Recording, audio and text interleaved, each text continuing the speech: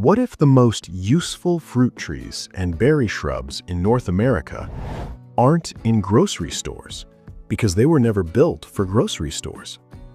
There are native fruits that most Americans have never tasted in their lives. Not because they went extinct, but because the modern food system quietly moved on without them. Today, I'm walking you through 15 native fruits that were once everyday food for foragers and families, and you can grow many of them right in a normal yard, even if you're a lazy gardener. And stay with me, because one of these fruits was treated like such a problem that some places didn't even want you keeping the vines around. And the very last fruit tastes like a tropical dessert, but it grows in the Midwest like it's always belonged there. If you've ever wondered why the store has the same few fruits year after year, you're not imagining it. A lot of native fruits are too soft, too fast ripening, or too bruisable to survive shipping across a continent and sitting under bright lights for a week. So they got replaced by fruits that travel well, stack well, and last long. And there's another layer too. When indigenous communities were pushed off their lands and food knowledge was disrupted, it wasn't just language and tradition that got lost. It was entire maps of edible landscapes. Here at Family Yard Kitchen, we're not trying to be extreme about it. We're just trying to be practical. Real food, grown close, that fits a family routine. So, as we count down these 15 fruits, I'll keep coming back to a simple question. Where would this fit in a regular yard, and how would a normal person actually use it? One quick note before we start. If you forage, always be 100% sure of identification and never eat an unknown berry because it looks right. Some wild plants have lookalikes. We'll keep this safe and sensible. All right, let's bring these back one by one. These first ones are the kind of fruits you can walk past 100 times and never notice because they're low, tough, and humble. And in a survival garden, humble is often the whole point. Picture a tough little plant hugging the ground, growing where almost nothing else wants to live. Rocky slopes, cold forests, sandy edges, that's bearberry. The fruit isn't famous for being sweet. It's more of a functional food, something you dry, store, and use when you need it. But here's the real backyard angle. Bearberry is a ground cover. It can help hold soil, cover bare spots, and create a living carpet where grass struggles. If you've got a rough corner of the yard, thin soil, slope, harsh sun, bearberry is the kind of plant that says, I can handle it. Now imagine a berry plant that grows on the forest floor, under pines and shade, like little red jewels scattered in the leaf litter. That's bunchberry. This is one of those kids will find it first fruits. If you've ever watched kids explore a yard, they don't walk straight lines, they roam. Bunchberry fits that world. Small handfuls, little discoveries. And for families, this matters more than we admit, because the first step towards growing food isn't always a big harvest. Sometimes it's teaching your home that food exists outside a plastic package. Lingonberries are small, tart, and built for cold climates. They're the kind of berry you don't just eat like candy. You turn them into jam, sauce, or something you spoon over warm food in winter. And what makes them special is they store well compared to many fresh berries, part of why they've been used as winter fruit in northern cultures. Backyard tip: if you already grow blueberries, or you've tried, this sits in the same mental category. Acid-loving, patient plants, the kind you build into the yard and then just let them do their thing. Huckleberries are the wilder cousin flavor-wise, more intense, more forest. And here's something that matters. Wild plants often develop stronger protective compounds because they deal with real stress, sun, pests, competition. That's one reason wild berries tend to have such deep color and punchy taste. If you have a shady edge with more acidic soil, this is where these types of berries can shine, especially when the sunny garden beds are already full. And speaking of a yard with limited space, in a minute I'm going to show you the 3-zone way to place these fruits so they don't feel overwhelming. But first, why did all of this disappear so hard? Most of these fruits didn't vanish because they weren't valuable. They vanished because they weren't profitable at scale. They bruise, they ripen fast, they don't ship, and that single fact changes what a whole country learns to eat.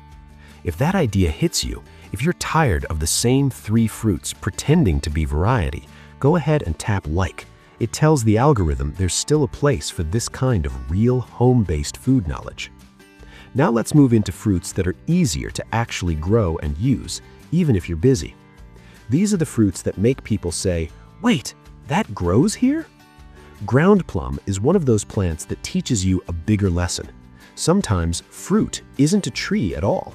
This grows low, often in open grassland areas. Small plum-like pods, mild sweetness, a refreshing little bite when the heat is up. And the reason I like it for a modern yard is simple. It's a reminder that edible landscaping doesn't need to look like an orchard. You can tuck food into edges and open patches where you'd normally grow nothing but lawn. Ground cherries feel like a secret. You look down and see a papery little lantern husk, and inside is a golden fruit that tastes sweet tart, almost tropical, like it's trying to be pineapple and vanilla at the same time. These are incredibly friendly plants for the average person because they don't ask for perfection. They can handle good enough soil. They'll grow in garden beds, along fences, and even in big containers. And when they ripen, you don't have to fight a ladder. You just gather them like little treasures on the ground. If you've only ever had grocery store strawberries, wild strawberries can be surprising. They're tiny, but the smell and flavor can be so concentrated that it makes you understand why people used to celebrate the first berries of the season. And here's the backyard beauty. Wild strawberries can work as a living ground cover in the right spots, sunny edges, between stepping stones, places that don't need mowing. It's not always about a huge harvest. Sometimes it's about making the yard edible by default.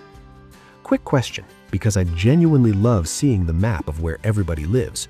Which of these have you seen in your area, even if you didn't know the name? Ground cherries? Wild strawberries? Something that grows along a fence line? Drop a comment with your region, just your state or general area, and tell me which one you've spotted. It helps other families realize, oh, that's in my neighborhood too. Mulberries are the generous tree that a lot of people ignore because they can be messy. But let me paint the real scene. Kids with purple fingers, a bowl that fills fast, birds showing up like they got an invitation. Mulberries are nutrient-rich, but they're different from cranberries and other berries. Each has its own strengths. And the real win is yield. One mature tree can produce a lot. Backyard hack: put a tarp down or sheet under the tree. Shake gently, collect, freeze, make jam later. That's a lazy gardener system right there. Now, we're about to hit the fruit that had a weird legal history, and it connects to something bigger than fruit. This is where your yard starts to look like a food system, not just plants, a system. North America has multiple native wild grape species, and they're tough. Thicker skins, more seeds, strong flavor. But here's the piece most people never hear. Because grape diseases can spread into commercial vineyards, wild grapevines were treated like trouble in certain places. In some areas and eras, people were discouraged or outright restricted from keeping wild vines near vineyards. And what that does over time is simple. Knowledge fades. People stop harvesting. Kids stop tasting.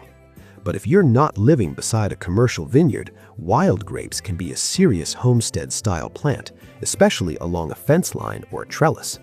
They're also a reminder that weed and food are often the same plant, depending on who's selling what. If you want more of this kind of practical, calm backyard food content, especially plants that don't rely on perfect conditions, go ahead and subscribe. Because after this video, we can turn this into a simple series: planting, pruning, harvesting, and preserving, the parts that actually make it work for families. Buffalo berries are bright, tart, and built for harsh places: cold winters, dry wind, tough soil. They've been valued because they're nutrient-dense, and they can be used in traditional-style mixes and preserved foods. In a modern yard, I think of buffalo berry like this. If you have one spot where nothing wants to grow, That might be where buffaloberry thrives. And if you're trying to build resilience without turning your yard into a second job, that matters. Oregon grape isn't a grape at all. It's an evergreen shrub with deep blue berries that are very tart. Traditionally, parts of this plant were used for a range of purposes, including as herbal support. But we'll say this clearly and safely. This is not miracle medicine. And if you're harvesting plants for any medicinal use, you need real identification, real guidance, and respect for sustainability. As food, the berries can be cooked into preserves. As a plant, Oregon grape is tough, shade-tolerant, low-maintenance, and useful in food forest-style planting. And now we're at the moment I promised, the simple 3-zone layout that makes all of this feel doable. Here's the simplest way to think about native fruits in a normal yard. Zone 1, the sunny edge. This is where vines and hedge shrubs go, things like wild grape, buffaloberry, wild plum. Zone 2, the part shade border. This is where shrubs like serviceberries or plants that don't want full scorch can fit. Zone 3, the shady corner. This is where the quiet woodland berries can live, things like huckleberry types, bunchberry, and other ground-level growers, depending on your region. When you think like this, you stop asking, where do I fit 15 plants? And you start asking, which one plant fits each zone this year? That's how families actually build a food yard, one calm decision at a time. And if you want help pairing these plants so they support each other, so you're not guessing what grows well together, my book, Veggie Matchmakers, was made for that kind of planning. It's a simple, practical guide you can reference when you're choosing what to plant side by side. Now, let's keep going, because the next fruit is one of the best bridge plants between ornamental landscaping and real food. These are the plants that look normal until you realize they're feeding you. Serviceberries are a perfect example of what we should be planting more often. They can look like a regular landscape shrub or small tree, and then, in season, they give you dark berries that taste like a blueberry with a gentle almond note from the seeds. They're also a quiet win for older viewers thinking about bones and long-term health, because certain nutrients found in berries like these support the systems that keep us sturdy over time. And the best part? Serviceberries can start producing relatively early compared to big fruit trees, depending on the plant and your conditions. So you're not waiting a decade to taste success. Wild plums are the kind of plant that can do double duty. Food, yes, but also structure.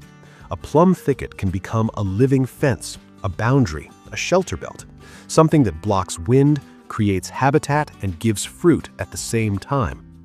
And that's the family yard way. One plant should solve more than one problem. If you're planting for the future, you want plants that are useful in more than one season, in more than one way. Now here's a fruit that teaches patience and rewards it. American persimmons can be a wild lesson in timing. Unripe, they're so astringent they can make your mouth feel like it's glued shut. But fully ripe, they turn into something rich and sweet like dates and brown sugar. That's why people learned to wait for them at the right moment, often after cool weather softened them. And it's also why they don't fit modern grocery systems well. But they fit a backyard system beautifully, because you can harvest at peak ripeness and use them right away, fresh, baked, or preserved. Which brings us to the final fruit, the one that tastes like it doesn't belong here, and yet it does. Pawpaw is often called America's forgotten tropical fruit. It can have a custard-like texture, with a flavor that reminds people of banana, mango, sometimes melon, depending on the fruit and the tree. And it's a perfect symbol of everything we talked about today. Because pawpaw doesn't ship well, it bruises easily, it ripens fast, so it got pushed out of the mainstream. But in a local family-scale food system, it's incredible. A yard doesn't need to compete with industrial agriculture. A yard only needs to feed the people who live there.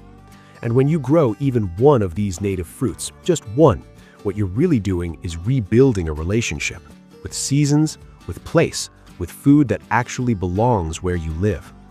So here's your simple next step. Pick one fruit that fits one zone of your yard, sunny edge, part shade border, or shady corner, and plant it this year. And if you want an easy way to plan those who grows well with who combinations, Veggie Matchmakers is there as a calm reference you can keep on the kitchen counter. Last thing, if you enjoyed this forgotten but useful style of growing, go watch 20 Forgotten Healing Herbs for Your Survival Garden, Lazy Gardener Friendly, next.